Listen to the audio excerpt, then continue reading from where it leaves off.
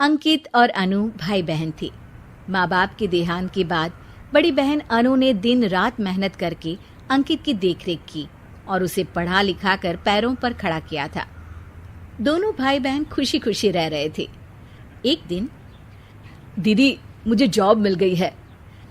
अरे वाह भैया, तेरी मेहनत सफल हुई। मेरी मेहनत नहीं दीदी, आपकी मेहनत।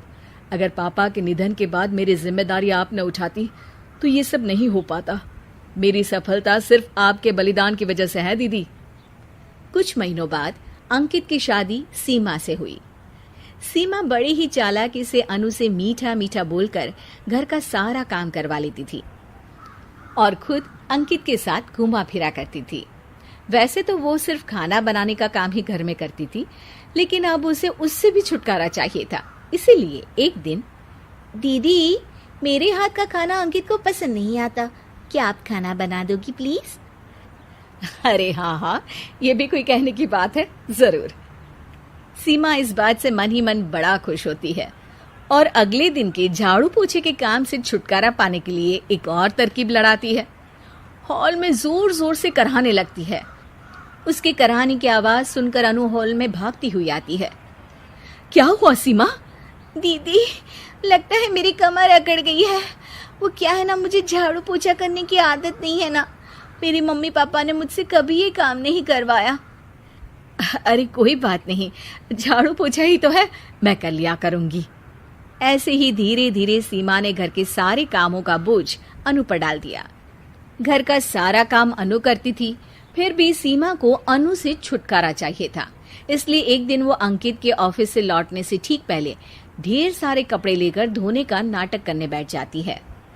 अरे सीमा, इतने कपड़े? अब क्या करूं, अकेली पड़ जाती हूँ, करना तो मुझे ही है ना। अरे दीदी से मदद ले लेती। अच्छा, ताकि सारा जमाना कहे कि भाभी बड़ी ननद से काम करवा रही है। और वैसे भी दीदी ने तो साफ कह रखा है मुझे कि तुम आज जो भी हो सिर्फ उनकी वजह से हो, इसीलिए अगर उनके बनाए इस घर में रहना है तो काम करना ही पड़ेगा।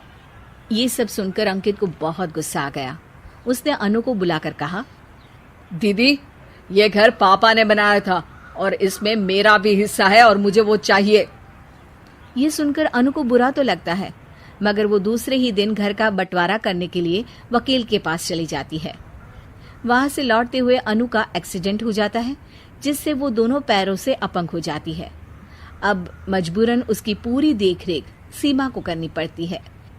एक दिन सारे कामों से थक कर सीमा अंकित से कहती है, अजी सुनते हो, अब मुझसे तुम्हारी ये बहन की सेवा ना होगी। अगर कल तक तुम इसका बंदोबस्त नहीं करते तो मैं घर छोड़कर चली जाऊंगी। अरे ये कैसी बातें कर रही हो? इस हालत में वो कहाँ जाएंगी? मैं कुछ नहीं जानती, बस कल ये इस घर में मुझे दिखनी नहीं चाहिए। अंकित अपनी बीवी की जिद के आगे हार मान लेता है और अनु को शेल्टर होम में छोड़ आता है। 3 महीने बाद, अजी सुनते हो, ये आपके लिए एक पार्सल आया है, ये लीजिए। अरे इसमें तो घड़ी है और एक चिट्ठी भी है। दिखाइए तो। अरे वाह, बड़ी ही सुंदर घड़ी है, लेकिन ये आपको भेजी किसने? पता नहीं, शायद चिट्ठी में कुछ लिखा हो।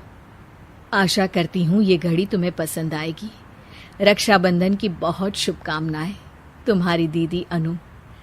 चिट्ठी पढ़कर अंकित की आंखें भर आती है। मैं दीदी को लेने जा रहा हूँ सीमा। अरे घड़ी भेज तो दी उन्होंने, अब क्यों जाना उनके पास? देखा सीमा, दीदी हमसे दूर जाकर भी हमारे बारे में ही सोचती है, और एक हम है जो उनकी सेवा से बचने के लिए उन्हें शेल्टर होम छोड़ा है। तुम्हारी बातों में आकर मुझसे ये क्या पाप हो गया? मैं जा रहा हूँ दीदी को लेने, और जब मैं वापस आऊं तो तुम मुझे हमारे घर में मत दिखना। इतना कहकर अंकित अनु को लेने निकल जाता है। वहां पहुंचकर, दीदी मुझे माफ कर दो, मैं तुम्हें लेने आया हूँ। भाई आज तो राखी है, आज तो मैं मना कर भी नहीं सकती। दोनों घर पहुंचते हैं। अरे सीमा, तुम अभी तक यहीं हो? निकल जाओ इस घर से। अरे वाह अंकित, फिर वही गलती कर रहे हो तुम। सीमा, तुम कहीं नहीं जाओगी। दीदी मुझे माफ कर दो, मुझसे गलती हो गई। सीमा, आज ये समय माफी मांगने का नहीं है, राखी की तैयारी करने का है। चलो तैयार हो जाओ, तुम्हारे भैया के घर भी तो जाना है ना। ये सुन सीमा अनु के गले लग जाती है।